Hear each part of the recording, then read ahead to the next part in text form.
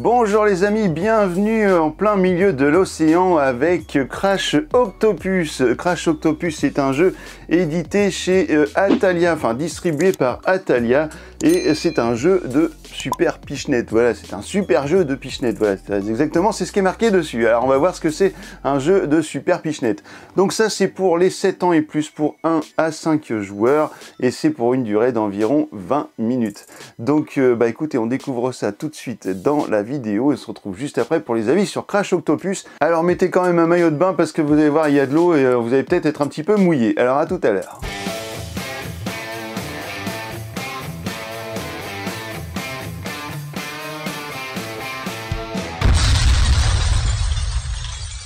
Bienvenue dans l'océan pour une partie de Crash Octopus. Alors ici vous allez avoir donc tout le matériel, donc un grand fil bleu qui va délimiter la zone de jeu de notre océan. Ici vous allez avoir la tête de la pieuvre, la méchante pieuvre, ainsi que 8 tentacules qui seront placés comme ceci autour de la pieuvre, autour de la tête de la pieuvre. Vous aurez par joueur un bateau comme celui-ci. Alors vous voyez, ce sont des petits bateaux en bois, tout est en relief, c'est trop bien. Une encre et un drapeau que vous allez utiliser. Alors vu du dessus vous allez peut-être pas le voir, mais le drapeau est comme ça. Donc ce sont des petits drapeaux rigides et vous allez donc les utiliser pour faire des pichenettes. Donc ça va être cool. Ici nous aurons des petites billes qui correspondent à l'octochrono avec ce petit crabe, et à chaque fois que vous allez ramasser un trésor, et bien vous allez avancer votre petit crabe d'un cran. Et lorsque vous aurez une petite bille bleue que vous allez passer, eh bien rien ne se passera. Par contre lorsque vous passerez une bille noire, et ben on verra qu'on utilisera à ce moment-là le dé encre, encre avec un E et non pas avec un A comme ici pour l'encre du bateau. Donc le dé encre, eh bien vous le jetterez et vous verrez ce que ça fait, je vais vous expliquer juste après. Nous avons ici des petits accessoires en bois également, donc tout le jeu est en bois, donc au niveau de la fabrication c'est vraiment cool. Nous avons ici un petit capitaine, une coupe, une barre d'or, un gemme et un coffre. Je ne vous les ai pas mis pour rien dans cet ordre-là, puisqu'en fait je vous les ai mis dans l'ordre de valeur de chaque équipement. Alors la valeur des équipements ne compte en rien dans la partie en elle-même, mais par contre en cas d'égalité, eh bien celui qui aura le capitaine sur son bateau gagnera la partie, celui qui aura la coupe, voilà, ce sera le deuxième, etc. Donc ça va nous permettre d'éliminer comme ça les égalités.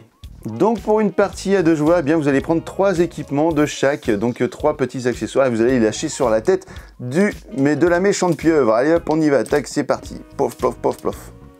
Voilà, ensuite arrivera le tour du premier joueur. Donc en fait, vous allez déterminer ça, je sais plus comment. Enfin bref, sinon vous le déterminez vous-même, celui qui est allé le dernier à la plage ou quoi. Et bien voilà, ce sera le premier joueur. Et celui-ci va prendre son petit drapeau. Et qu'est-ce qu'il va avoir comme type d'action disponible? Eh bien, vous allez pouvoir soit rapprocher un des trésors de votre bateau pour le faire toucher le bateau et le charger dessus, soit vous allez déplacer votre bateau en faisant bouger votre ancre. Alors attention, parce qu'il y a quand même pas mal de petites conditions, je vais vous en expliquer quelques-unes, tout est listé dans la règle du jeu, mais par exemple vous n'avez pas le droit de faire une pichenette sur le coffre ou l'équipement en fait le plus proche de votre bateau. Donc ici mon gemme, je ne peux pas le faire taper sur mon bateau, voilà, je suis obligé de prendre au moins le deuxième plus loin de mon bateau. Donc par exemple si c'est le joueur orange, eh bien on va faire une pichenette, c'est raté. Donc maintenant celui-ci est le plus proche, donc je ne pourrais pas le faire bouger, je serais obligé de prendre le bleu, vous voyez. Alors attention, parce que si le coffre en question avait touché l'encre et non pas mon bateau, eh bien ce n'était pas valide, je n'aurais pas pu charger l'équipement sur mon bateau. Deuxième action que je peux faire avec mon bateau, c'est naviguer. Donc je vais faire une pichenette.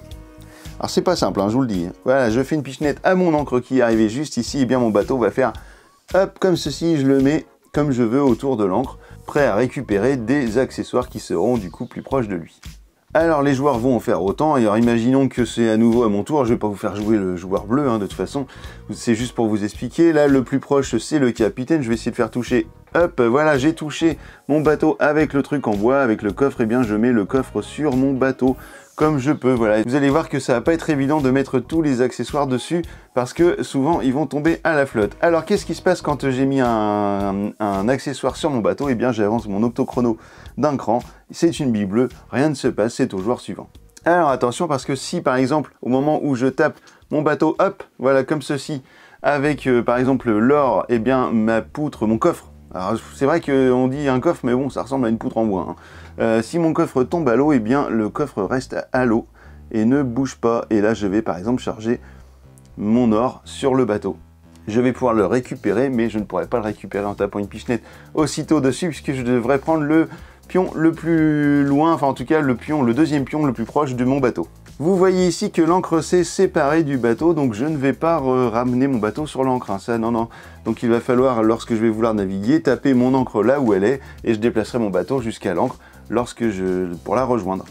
Alors imaginons que l'octochrono était là au moment où j'ai chargé mon coffre et que je passe ici une bille noire. Eh bien je prends le dé qui est juste ici et je le lance sur la tête de la pieuvre. Alors on va imaginer que par exemple le joueur bleu était ici avec pourquoi pas le capitaine dessus. Et voilà. Eh bien lorsque je vais lancer le dé, alors déjà tous les joueurs vont lancer mais moi je serai le premier à le lancer puisque c'est moi qui ai passer la bille, eh bien je vais pouvoir essayer de faire tomber les pièces du bateau bleu qui sont juste ici. Hop, et voilà. Vous avez vu que j'ai fait tomber, grâce à mon dé, le coffre qui est retombé à l'eau, eh bien il reste à l'eau, tant pis. J'ai également fait tomber une tentacule qui s'est couchée, eh bien elle restera couchée jusqu'à temps qu'elle se déplace. Ici, le résultat du dé est un résultat rose, cela veut dire que je dois prendre la tête de la pieuvre et la placer au niveau du dé rose. Alors je vais essayer de la placer évidemment intelligemment pour que le joueur qui va lancer le dé ensuite, c'est-à-dire en l'occurrence le joueur bleu, ne puisse pas venir m'attaquer avec le dé. On dit que le joueur bleu lance le dé, il n'a pas réussi à me toucher, par contre ici on a une face noire, et bien ça veut dire que je vais prendre une des tentacules autour et que je vais la bouger pour la ramener ici. Alors par exemple je vais prendre celle-ci, et je la mets contre le dé, et voilà, maintenant on a deux tentacules ici. Donc les tentacules et la tête de la pieuvre vont bouger constamment dans le jeu à chaque fois que vous allez faire des attaques de pieuvre, c'est-à-dire à chaque fois que vous aurez passé une bille noire sur l'octochrono. Si le dé sort de la zone de jeu au moment où vous le lancez, eh bien vous n'allez pas appliquer ni le déplacement de tentacules, ni le déplacement de la tête de la pieuvre. Par contre, si vous avez fait tomber des objets d'un bateau, eh bien ces objets restent à l'eau, c'est comme ça. Vous allez faire ça jusqu'à atteindre la fin de la partie. Comment se déroule la fin de la partie? Eh bien, lorsque vous aurez atteint ici la dernière bille, que vous aurez passé l'octochrono, eh bien ce sera le joueur avec le plus d'équipement sur son bateau qui va gagner. Et c'est là où va rentrer en compte l'ordre, la valeur de chaque objet. C'est-à-dire que si on était comme ceci à la fin de la partie avec ce joueur, le joueur bleu qui aurait le capitaine et moi la barre d'or juste ici sur mon bateau, eh bien c'est le joueur bleu qui gagnerait la partie puisqu'il a le capitaine qui a une valeur plus importante. Par contre, si à un moment donné j'arrive à charger sur mon bateau les 5 pièces différentes à récupérer, c'est-à-dire la coupe, l'or, le coffre, le gemme et le capitaine, eh bien alors je serai le gagnant de la partie. Par contre, si au moment où je récupère mon 5e objet, je passe une bille noire, eh bien les joueurs vont quand même essayer de me faire tomber des objets avec le dé noir. S'ils y arrivent, eh bien la partie continue. Vous voyez que c'est pas évident. Vous n'aurez pas le droit de charger 2 équipements pareils sur votre bateau. Par exemple, je peux pas charger 2 barres d'or sur mon bateau, ça c'est interdit. Voilà, il y a plein de petites règles comme ça que je vais vous laisser découvrir dans le jeu. Alors ici, vous avez la mise en place classique, on va dire, du jeu, mais je vais vous montrer maintenant 2-3 petites choses qui vont faire que vous allez pouvoir améliorer encore plus la difficulté du jeu et le rendre encore plus sympathique. Alors juste avant, par contre, attention, lorsque vous jouez à 2 et que vous allez faire une attaque de pieuvre avec le dé noir, eh bien, ce sera 2 fois que vous allez lancer le dé. C'est-à-dire que le joueur qui a passé la bille va lancer une première fois le dé, le second joueur va lancer sa première fois son dé, ensuite le deuxième joueur va relancer le dé, puis ce sera le joueur bleu qui va relancer une deuxième fois le dé, donc vous allez lancer chacun 2 fois le dé. Donc la petite pieuvre la voici, et bien au début de la partie vous allez la mettre en place sur le plateau, et donc vous allez déplacer soit la grande pieuvre, soit la petite tête de pieuvre, etc. lors de vos parties. Donc c'est même d'ailleurs conseillé de mettre la tête de la petite pieuvre lorsque vous allez jouer à 2, parce que ça rajoute quand même des trucs un peu sympas. Moi je trouve aussi que c'est plutôt cool, et surtout que lorsque vous allez lancer le dé, eh bien vous pourrez lancer le dé à la fois sur la tête de la petite pieuvre ou la tête de la grande pieuvre, donc ça vous rajoute un petit peu de piment dans le jeu. On va avoir également l'ajout de l'île, une petite île comme ça perdue au milieu de l'océan. Alors qu'est-ce qui va se passer lors de la mise en place? Eh bien lorsque vous allez lancer tous les différents accessoires à l'eau, eh bien vous allez prendre le plus proche de l'île et le mettre sur l'île. À chaque fois que vous allez naviguer avec votre bateau, si vous arrivez à taper avec votre ancre l'île, eh bien vous allez récupérer le gemme qui est dessus. Donc là c'est un gemme, ça pourrait très bien être un capitaine ou une barre d'or ou peu importe. Lorsque cela arrive, eh bien vous allez remplacer par l'accessoire le plus proche sur l'île. Attention par contre à une chose, c'est que vous n'avez pas le droit d'aller taper l'encre, l'île avec votre encre si vous êtes le joueur le plus proche. Par exemple, le joueur bleu ne peut pas le faire, c'est interdit. Par contre, moi, en étant ici, eh bien, j'ai le droit d'aller faire une pichenette sur mon encre pour aller taper l'île. Ça, il n'y a pas de problème. Lorsque vous aurez de 3 à 5 joueurs, eh bien, vous aurez des accessoires en plus pour les parties à 5 joueurs, mais vous aurez également le bateau pirate qui sera ici et que l'un des joueurs pourra prendre comme pion personnage, c'est-à-dire que l'un des joueurs pourra jouer le bateau pirate. Donc votre but en tant que pirate sera d'aller voler les cargaisons des autres joueurs. Donc si vous faites par exemple l'une des options du capitaine de pirate, eh bien c'est d'envoyer son boulet de canon sur un bateau, il fait tomber un gemme, et bien par exemple ici le capitaine il le récupère et le charge sur son bateau de pirate. Voilà, vous trouverez les différents points de règle du bateau pirate dans la règle du jeu. Et ben écoutez, voilà, je vous ai présenté un petit peu ce qu'est Crash Octopus. On se retrouve dans un instant pour les avis. À tout de suite, j'espère que vous n'avez pas eu trop le mal de mer.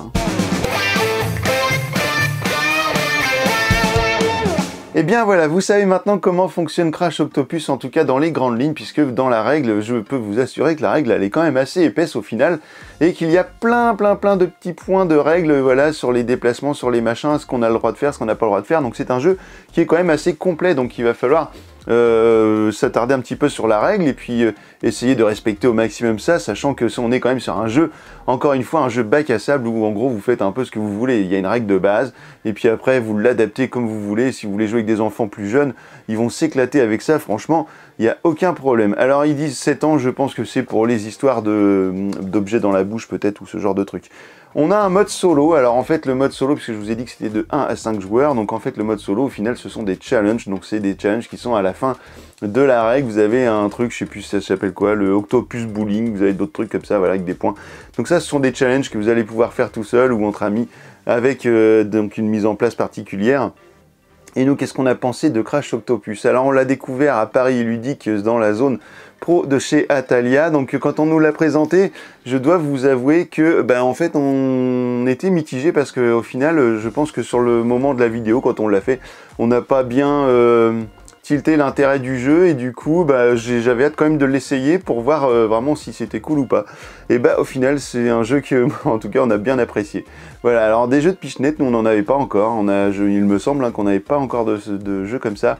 Je sais qu'il en existe d'autres, là un truc avec des cow-boys, il y a même un truc avec sur la base de Dead of Winter je crois, avec des zombies et tout ça. Donc nous, il me semble qu'on n'avait pas encore ça dans notre ludothèque, ou alors je ne m'en souviens plus. Mais en tout cas, c'est très rigolo. Et puis le fait de pouvoir aller attaquer les autres avec les dés pieuvres, ça franchement, moi ça m'éclate. L'interaction et puis pouvoir faire comme ça des coups de crasse, aller pouvoir embêter ma Catwoman avec mon dé, là c'était une grande joie. Donc voilà, ça moi les trucs comme ça où on peut embêter les autres et puis faire tomber tous les chargements et tout, moi ça m'éclate, c'est comme ça, j'ai toujours aimé ça, aller embêter les autres dans les jeux.